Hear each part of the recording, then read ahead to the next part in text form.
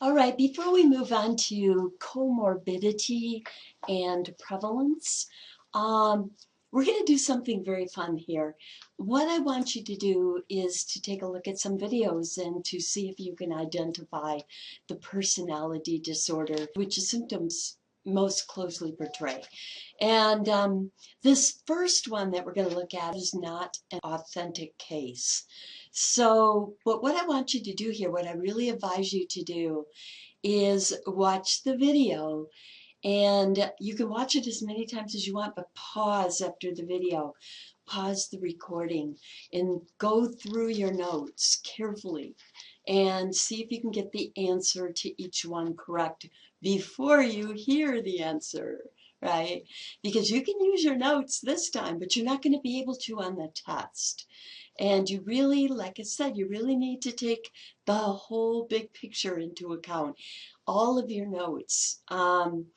You really work those into your head about the different personality disorders that you can tease. Some of these have overlapping symptoms apart by the time we get to the final exam in this class. All right, so like I said, this first one is the only one where it's not an authentic case, but it's an easy one to start with. So here goes.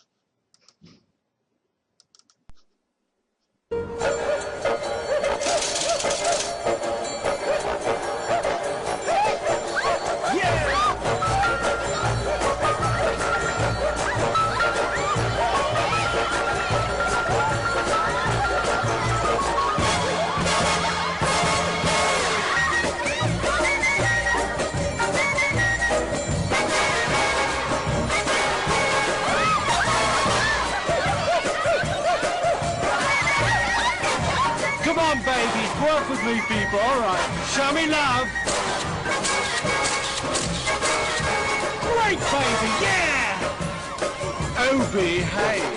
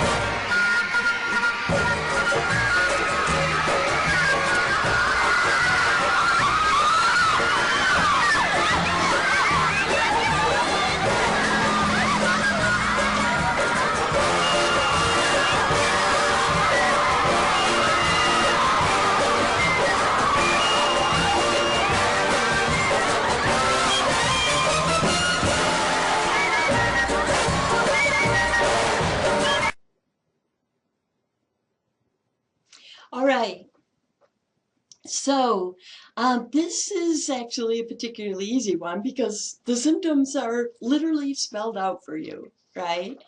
And the answer to this one is histrionic personality disorder. The symptoms were literally spelled out for you, but they're not going to be anymore.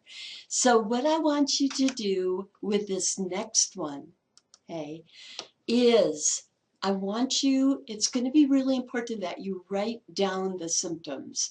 So watch it, go through your notes, see what you think it is, write down as many symptoms as you can find in it, in the clip for that. But usually people come up with more than one when they watch possibility, when they watch this next one. It's a great example of how you have to take the whole big picture into account. And so I want you to write down the symptoms that you know there's evidence of in this clip. And for if you come up with two different possible disorders for each of them and see which one it captures the biggest picture of, okay? Because there's only one right answer. And here we go. I don't know really who I am. I'm trying to find out. I know that I'm someone that cares about people.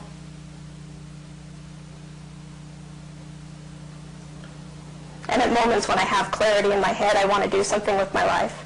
Take all the energy that I spend being unhappy and using self-destructive methods for coping. You know, I want to take that energy and do something productive.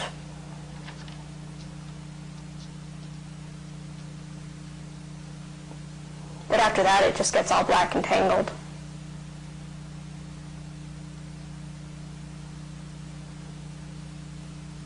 Confused with who you are and what you think you are. It doesn't matter if they're actually leaving. We can be at a store and I lose track of them. I can't see them anymore. And I absolutely just flip out. I can't breathe. I can't be around people. I mean, I hate crowds. Crowds just freak me out. And if I lose the person I'm with, then it just is compounded by 100,000. And then when I find them, I'm not very nice. I'm, where the hell were you? And all sorts of profanities. And then once I calm down, I apologize and realize I was being irrational, but couldn't see that in the moment. All right.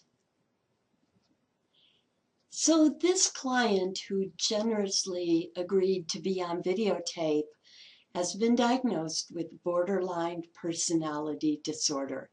And we're going to compare more than answers now. We're also going to compare our symptom lists. Okay, so let's see how closely yours matches this one.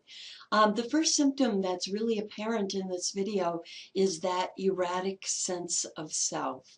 So she doesn't have a stable sense of identity in who she is, what her values are, where she's going in life and such. The second one is the abandonment issues. Right? Remember, abandonment issues are really big with borderline personality.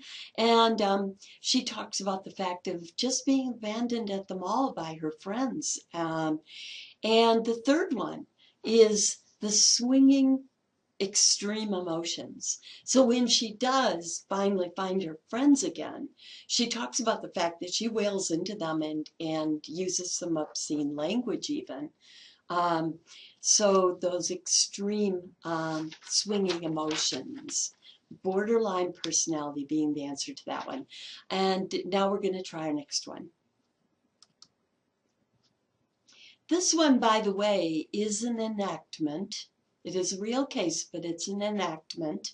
And the arm that you don't see here, the guy has a cast on his other arm. Aw.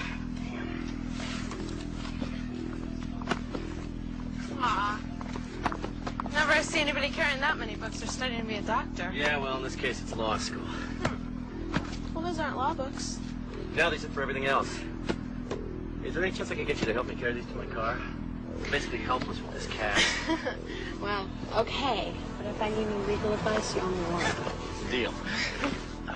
Just, over here. I hope this isn't going to make you late for class. No. Put them on the floor right there.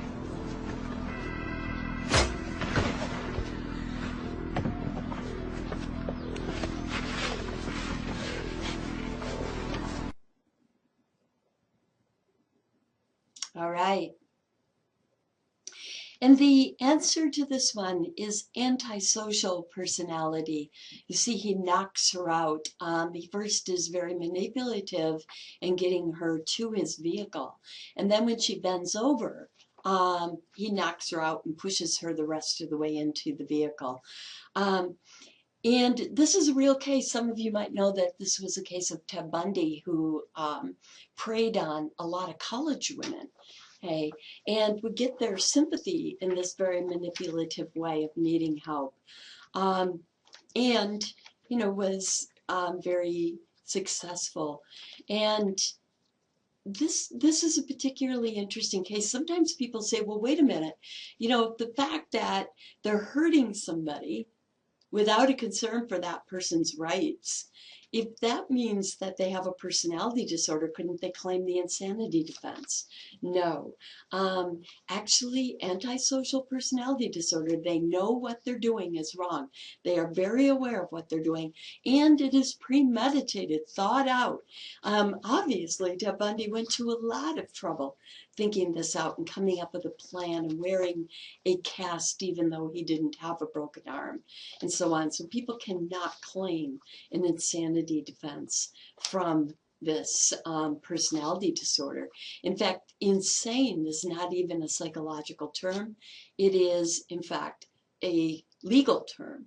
And what they mean by insane is that somebody is not aware of what they are doing.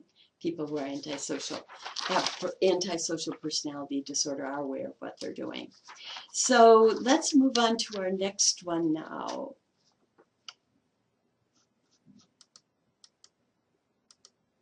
Oops, here we go.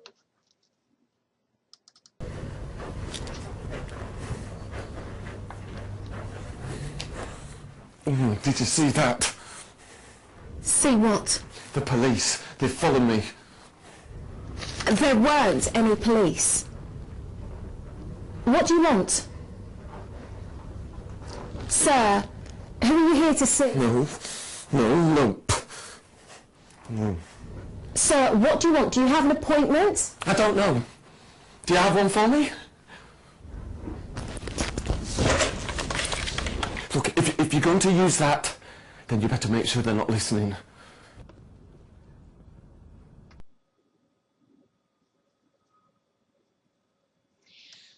Okay, and what we have here is paranoid personality disorder. Paranoid. I do want you to know that in this particular case, there were two cameras. There was one that was facing her desk, which there was another entrance over on that side, but also one that was facing him. And so with some editing, they got a really nice clip of this. But what I want you to know is that there really were policemen in the hallway, but they were not coming after that guy. They were there for another reason. The guy automatically assumed, because he suffers from paranoid personality disorder, that they were after him. We also see some kind of schizotypo symptoms in here, just a little bit, in that disorganized kind of speech. But we see yet another paranoid. So very important to write down these symptoms and see where do you get the biggest picture, because we see the biggest picture come through with paranoid. Remember that with schizotypal, they might have some odd beliefs, but they're not of a paranoid nature. They're more of a magical thinking kind of nature. Okay, and another symptom of paranoid that we see in here is this fear of the technology of the telephone, right? He's afraid of them collecting information or whatever with the telephone. This next one is a really interesting one. What we are going to look at here. So we're going to look at a couple of videotapes of the case of Charles Manson. And you're probably familiar with Charles Manson, and he is in prison now. And before he went in prison, there's a picture of what he looked like. There's a picture of what he looks like now in prison over on the right-hand side. And one thing, very important to write down your symptoms now, because two different disorders are prevalent in the two clips I'm going to run. I'm going to run them back to back. So as soon as I get done with one, I'm going to run the other. I'm not going to tell you any answers until we run both. So go ahead and run them both through, okay, as many times as you need to list your symptoms for the two that you think he was diagnosed with, okay? And here's the first of the two videos. Notice that the quality here is really, really poor. Poor audio. It's going to be hard to catch at times. You're going to want to probably listen to these twice in order to catch everything in parts of them. And really bad quality as far as matching the video and the audio, but really still very interesting. You're going to want to watch these. What do you want to call me a murderer for? I've never killed anyone. I don't need to kill anyone. I think it. I have it here. From your words, as Mr. Emmons quotes them in this book, it's clear that you were guilty of murder, and yet he says in all his conversations with you, he never heard you express remorse. Have you never felt it? Remorse for what? You people have done everything in the world to me. Doesn't that give me equal right? I can do anything I want to you people at any time I want to, because that's what you've done to me. If you spit in my face and smack me in the mouth and throw me in solitary confinement for nothing, what do you think's going to happen when I get out of here? Guilty. I wouldn't do anything that I felt guilty about. You don't feel guilty at all? There's no need to feel guilty. I haven't done anything I'm ashamed of. Maybe I haven't done enough. I might be ashamed of that, for not doing enough, for not giving enough, for not being more perceptive, for not being aware enough, for not understanding, for being stupid. Maybe I should have killed. So these are real interviews with him in prison. We're moving right on to the second one. I want to go off and go to work for. Work for what? Money? I got all the money in the world. I'm the king, man. I run the underworld, guy. I decide who does what and where they do it at. What am I going to run around and act like I'm some teeny bopper somewhere for somebody else's money? I make the money, man. I roll the nickels. The game is mine. I deal the cards. I don't break laws. I make laws. I'm the lawmaker. I'm the one that lays the track down. They drive the train. I lay the track. I make the law. If I power to control, I'm the king of this whole planet. I'm going to rule this whole world through that law. I'm the Pope. I'm 10 times. All right, so 2 answers to this one. Charles Manson has been diagnosed as having 2 different personality disorders. And the first one is antisocial, right? So antisocial personality disorder. And we see that as far as symptoms, total disregard for the rights of others. And no sense of remorse. So they asked him, do you feel bad about it? No sense of remorse. Okay. What is the other one? The other one is narcissistic personality disorder. Okay, and let's compare your symptom lists now. We've got that grandiose self-concept. Remember, he says things like, I make the laws, right? I'm the king, I'm the Pope. Goes on and on and on about that at different times, that in ages that you see while he was in prison. We also have no empathy for others, and that really strong sense of entitlement. He was actually thrown in prison for some less major crimes like breaking and entering and such when he was younger. So he was in prison once when he was younger, and he comes out and he says, what do you expect? You throw me in prison, then what do you expect when I get out? Of course I'm going to go and have people murdered. Okay, all right. So he feels a sense of entitlement. Now, look at this. He's got 2 different personality disorders. How common is that? Well, first off, what is this called? This is called comorbidity, and it's actually quite common. In fact, more than 50% of people who have a clinical or personality disorder have more than one disorder. And the reason for that is that once you have one disorder, you are more vulnerable to having another disorder. Now, there are some particular, you might say, bedmates that are more common than others. So one of them, for instance, is seeing OCD. So that's not the personality disorder, but the clinical disorder, OCD, obsessive compulsive disorder, with Tourette's syndrome. Those 2 oftentimes appear together. Not always, but often. Okay? And in this extreme case, it's not unusual that we see both antisocial and narcissism. In fact, although we didn't see evidence in the little video clip that we saw of the Ted Bundy case, narcissism was also one of his diagnoses. So comorbidity means having more than one personality disorder or clinical disorder, or any combination. So more than one disorder. Okay. Now, as far as prevalence, I don't want you to memorize all of these. I just want you to see that they're not that common. Okay, but I do want you to know the lowest and the highest. So which of the personality disorders here is seen the least frequently? And that is narcissism. Okay, and which one do we see the most? And you see that that is obsessive compulsive personality disorder, OCPD. Okay.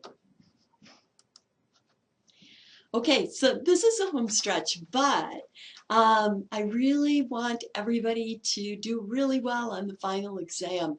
And I don't want you to get these personality disorders tangled up with each other just because there's overlapping symptoms.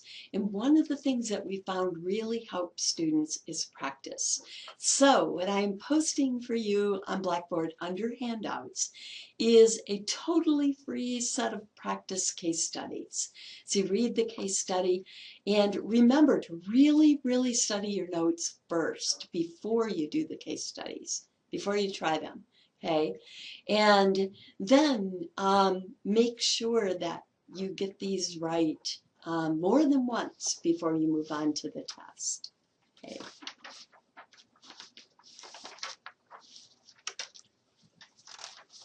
And of course, the final thing in this class, you'll be taking the final exam.